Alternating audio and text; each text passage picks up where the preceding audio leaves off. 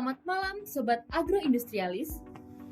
Selamat datang di Tirta Talk episode 4 dengan topik pembahasan mengenai program mahasiswa berdesa atau bisa disebut dengan Promaha Desa.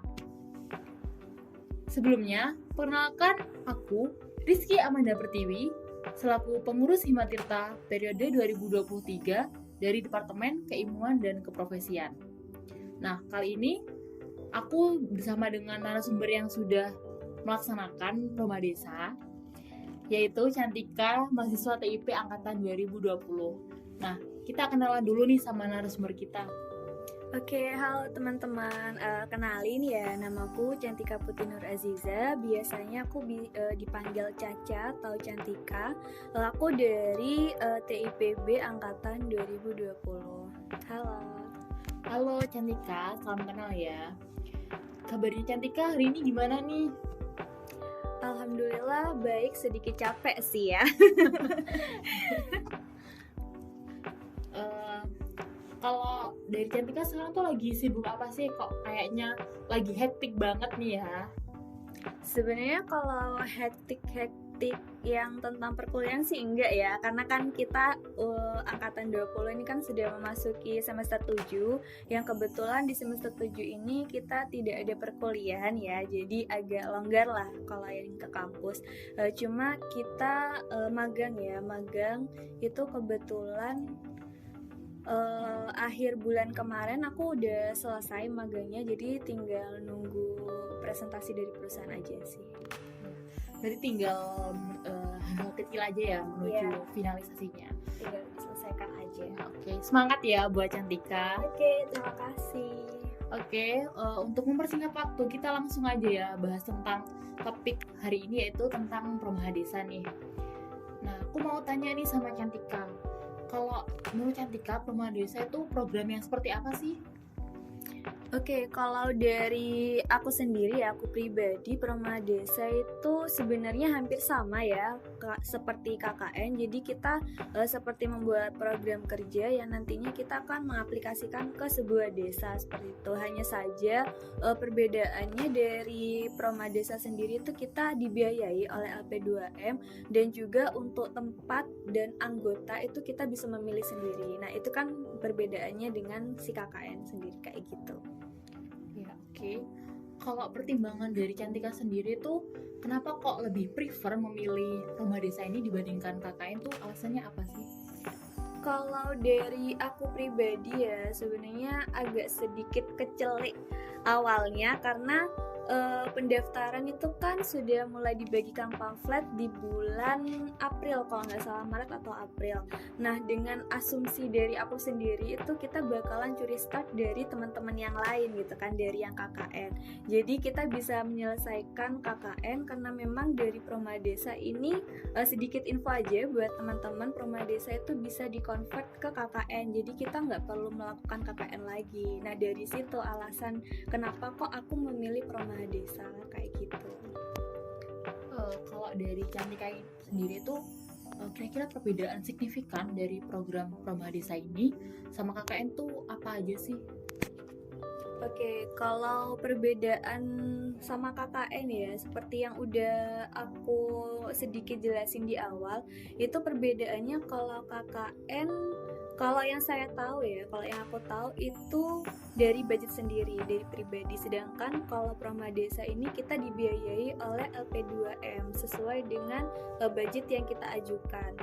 Terus untuk perbedaannya lagi itu di lokasi dan juga anggota. Kalau untuk lokasi sendiri dan anggota biasanya dari KKN itu sudah dipilihkan oleh pusat. Sedangkan kalau dari kita itu menentukan dari awal mau di lokasi mana dan ingin anggotanya tuh siapa aja kayak gitu. Dan juga yang paling mencolok dari Promaha Desa dan KKN ini, kalau KKN kalau nggak salah 40 hari ya, sekitar 1 bulan. Sedangkan kalau Promaha Desa itu kita lebih fleksibel karena memang timelinenya lebih panjang, karena dari penerjunan kalau nggak salah itu di bulan Juni dan akhirnya kita itu di bulan November, di akhir bulan ini kayak gitu sih. Berarti memang untuk Promaha Desa ini lebih fleksibel ya dibandingkan KKN yang memang udah diberikan waktu khusus gitu ya? Iya, betul, seperti itu.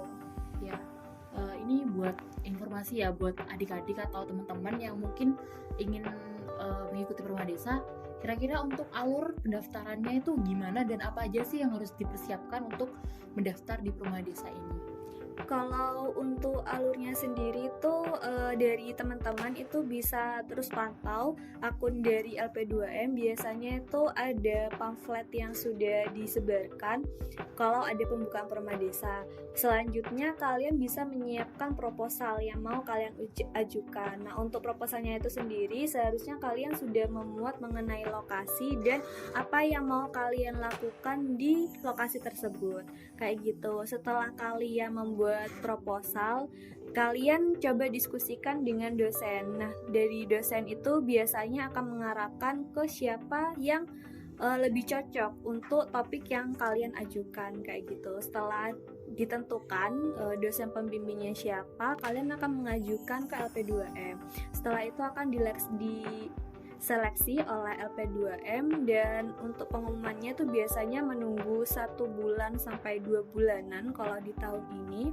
Setelah kalian dinyatakan bahwa kalian akan menerima pembiayaan untuk Perma Desa, kalian akan menandatangani kontrak. Nah, setelah penandatanganan kontrak tersebut, kalian akan langsung diterjunkan ke lokasi yang udah kalian ajukan tadi, kayak gitu sih. Oke. Kalau dari KKN kan kisaran timelinenya 40 hari ya. Iya. Nah, kalau Perma Desa itu untuk waktunya tuh kira-kira berapa lama sih, Cantika? Untuk waktu Perma Desa itu fleksibel ya, karena memang timelinenya kita cukup panjang. Dari pendaftaran kalau nggak salah di bulan Maret atau April, lalu penerjunan itu kalau nggak salah bulan Juni. Itu kita sudah diterjunkan dan akhir dari perjalanan kita nanti itu di bulan November pada saat laporan akhir, seperti itu. Berarti memang perbedaannya lebih lama di Perma Desa ini ya, karena memang nggak ada ketentuan untuk menetap di desa gitu ya. Iya, lebih lama seperti itu.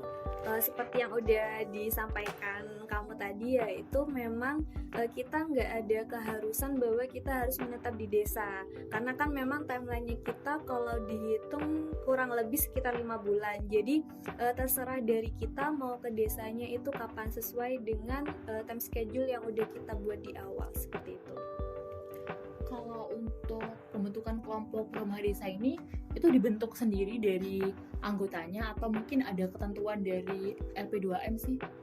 Oke, kalau dari anggota sendiri itu sebenarnya dari kita ya yang menentukan. Hanya saja dari LP2M itu mengharuskan bahwa paling tidak minimal itu ada 2 prodi yang berbeda. Jadi misalkan dalam satu fakultas itu kan ada ya beberapa prodi. Nah, itu paling nggak kita tuh menggait salah satu prodi yang ada di satu fakultas tersebut. Kalau misalkan kita mau satu prodi full, satu prodi itu nggak bisa. Jadi memang harus ada alih prodi yang lain gitu ya. Itu bisa menyesuaikan sih. Kayak misalkan kita dari pertanian ya, terus misalkan judulnya kita itu tentang gandum yang mau diolah jadi MPASI. Nah, itu kita bisa menggait anak kesehatan. Atau kalau misalkan kita tentang bisnis atau kewirausahaan, nah itu kita bisa mengajak dari teman-teman FEB, seperti itu. Jadi fleksibel lah, bergantung dengan topik yang kita ajukan bisa. Ya, berarti memang menyesuaikan dengan topik ya, yang relate sama topik yang kita ajukan untuk Perma Desa ini gitu. Kalau untuk jumlah kelompoknya itu berapa orang ya, dan juga dari kelompoknya Cantika itu pembagian job description-nya kayak gimana sih? Oke, kalau di tahun ini ya untuk ketentuan per kelompoknya itu 8 sampai 10 orang. Jadi minimal ada 8 orang di dalam kelompok tersebut dan maksimal ada 10 orang. Nah, untuk job description-nya sendiri itu sebenarnya bergantung dari teman-teman sekelompok. Kalau dari kelompokku sendiri itu lebih ke dibagi berdasarkan divisi. Jadi ada divisi acara, PDD, humas, dan lain sebagainya. Juga ada ketua, sekretaris, dan bendahara. Jadi ya lebih kayak program kerja di himpunan dan ormawa gitu ya, kayak gitu sih. Ya kurang lebih sama lah ya untuk bagiannya. Oke. Terus ini ya terkait dengan konsep pemilihan dosen pembimbing. Tadi kan Cantika sudah menjelaskan kalau kita itu dalam pemilihan topik perlu adanya diskusi dengan dosen pembimbing. Nah, mungkin yang di sini yang ditanyakan tuh kira-kira gimana sih konsep pemilihannya atau caranya supaya kita tuh bisa memilih dosen yang tepat untuk topik yang kita ajukan ke Promadesa ini. Oke, kalau dari dosen pembimbing ya sebenarnya tuh kita bisa lihat dari kesehariannya kita di TIP ya, khususnya untuk anak-anak TIP. Kayak misalkan untuk topik pengolahan, kita tuh bisa ambil dari Pak Andrew atau Pak Choi, Bu Winda, Bu Ruri, Pak Andi, itu kan udah mulai terlihat ya. Dosen-dosen ini lebih condong ke topik yang mana, itu kita bisa diskusikan ke salah satu dosen tadi. Kalau misalkan kita udah diskusi, biasanya kita akan diarahkan misalkan topik A itu lebih condong ke dosen A juga kayak gitu. Jadi untuk pemilihan dosen pembimbing itu nanti kita diarahkan langsung oleh dosen yang udah kita pilih awal tadi, seperti itu. Menyesuaikan topiknya kita ya? Iya, menyesuaikan. Oke. Kemudian pelaksanaan Promadesa Cantika itu di desa atau daerah mana sih? Kalau dari kelompok kami sendiri itu mengambil lokasi di Dusun Kerajaan Desa Mangli, Kelurahan Kaliwates. Nah, kalau dari kelompoknya Cantika ini alasannya kenapa kok memilih Desa Kaliwates itu sebagai tempat untuk Promadesa itu kenapa? Kalau untuk alasan pemilihan lokasi itu sebenarnya kami disarankan ya oleh dosen. Jadi kita awalnya mendiskusikan topik apa yang akan kita pilih. Kalau dari kelompok kami itu pembuatan biodiesel ya. Terus dari dosen itu disarankan kalau biodiesel ini bisa diambil dari bahan baku minyak jelantah. Nah, lalu ada saran kalau misalkan di Desa Mangli itu banyak terdapat penjual gorengan. Nah, itu bisa dimanfaatkan si minyak jelantahnya itu untuk dijadikan biodiesel, seperti itu. Berarti memang kita harus paham ya kondisi lingkungan sekitarnya tuh kayak gimana, apa sesuai dengan topik yang mau kita bawa ke sana ya. Iya, lebih tepatnya kita gak apa-apa untuk pembuatan topik dulu kita mau buat kayak gimana, nanti kita untuk lokasi bisa diskusikan lagi ke dosen atau sama teman-teman enaknya di mana kayak gitu. Kira-kira dari pihak LP2M-nya itu ada pelatihan atau persiapan khusus gak sih yang diberikan kepada mahasiswa yang mengikuti program mahasiswa berdesa ini? Untuk pelatihan sendiri tuh sebenarnya tidak ada ya, karena kan topik yang masing-masing dari kelompok ajukan itu berbeda. Ada yang tentang pertanian, ada yang tentang kesehatan, ada yang tentang lain-lain sebagainya ya. Jadi untuk pelatihan yang menjurus kepada topik itu tidak ada. Hanya saja kemarin kan kebetulan November ini kita ada pengumpulan laporan akhir dan juga ada pengumpulan laporan keuangan. Nah, itu kemarin kita diberikan pelatihan tentang pembuatan laporan keuangan, seperti itu. Kalau dari Rumah Desanya Cantika itu ada program kerja khusus nggak sih yang kalian berikan untuk desa tersebut? Kalau membicarakan program kerja ya sebenarnya kan kita ada berbeda dengan KKN. Kalau KKN itu biasanya kan terdiri dari beberapa fakultas, dan dari beberapa fakultas itu biasanya mencanangkan program kerja yang berbeda-beda. Jadi dalam satu kelompok bisa aja terdapat 3-4 program kerja. Sedangkan kalau di Promadesa sendiri itu program kerja meliputi dari proposal yang kita ajukan. Jadi misalkan dari kelompok kami tentang pembuatan biodiesel dari minyak jelantah, yaitu berarti program kerja dari kami, seperti itu. Berarti kurang lebih sama aja sama KKN? Kurang lebih sama, tetapi kita lebih fokuskan terhadap apa yang ada di judul proposal, seperti itu. Jadi nggak ada program kerja lainnya lagi. Kemudian dari proker yang udah berjalan nih, kira-kira berapa sih persentase keberhasilan dari proker yang teman-teman Promadesanya Cantika bawa itu? Oke, kalau dinilai dari persentase time schedule dari kami itu ya, itu sudah 100% karena memang kita sudah finishing di pertengahan bulan September kalau saya tidak salah ingat. Tetapi untuk time schedule dari LP2M kita tuh masih kurang lebih 95% lah, karena memang masih di bulan November ini kita akan melakukan monif akhir dan juga ada pengumpulan laporan akhir kayak gitu sih. Karena kan memang presentasinya udah hampir 100% ya, pasti kan ada evaluasi. Nah, gimana sih cara evaluasi dan juga penilaian yang dilakukan oleh Promahadesa ini? Untuk evaluasi sendiri nih kan sebenarnya wewenang dari LP2M ya. Untuk evaluasi dari LP2M ini kita sebut sebagai monef. Monef itu kan monitoring dan juga evaluasi. Nah, untuk monef sendiri itu diadakan 2 kali, di pertengahan dan juga di akhir. Nah, di akhir ini ya di bulan November ini sepertinya ada monef akhir, dan juga di pertengahan itu ada laporan kemajuan, dan juga di akhir itu ada laporan akhir dan juga laporan keuangan, seperti itu. Oke, kira-kira selama kurang lebih 5 bulan Cantika melaksanakan Promahadesa ini, benefit apa aja sih yang Cantika rasakan ketika mengikuti program ini? Untuk benefit sendiri ya, itu pastinya ya kita mendapatkan ilmu dan juga pengetahuan. Kenapa aku bilang kayak gitu? Karena memang topik yang dari kelompokku canangkan itu lumayan agak sulit, karena kan pembuatan biodiesel ini memanfaatkan minyak jelantah, sedangkan lemak tak jenuhnya dari minyak jelantah ini kan berbeda-beda ya. Kayak misalkan ada yang 1 kali penggorengan, 2 kali penggorengan. Nah, itu yang menjadi trial and error dari kelompok kita. Itu juga jadi pengetahuan lah dari kelompok kami, dan juga kita mendapatkan relasi ya, karena memang dari warga lokasi kami ini sangat open sekali dengan adanya program ini, seperti itu. Oke, berarti emang sangat berkesan sekali ya untuk Promahadesa ini buat Cantika ya? Iya betul, sangat berkesan sekali. Oke, mungkin dari Cantika ada pesan khusus nggak buat mahasiswa atau teman-teman nanti yang akan melaksanakan Promahadesa? Untuk pesan ya, sebenarnya lebih ke tipsnya aja sih. Kalau misalkan dari teman-teman, adik-adik ada yang ingin tertarik mengikuti Promahadesa, itu dari kalian bisa memanfaatkan cutting-cutting. Nah, kebetulan nih ya dari FTP, terutama dari TIP, itu tuh ada sekitar 7 kelompok kalau nggak salah apa ya.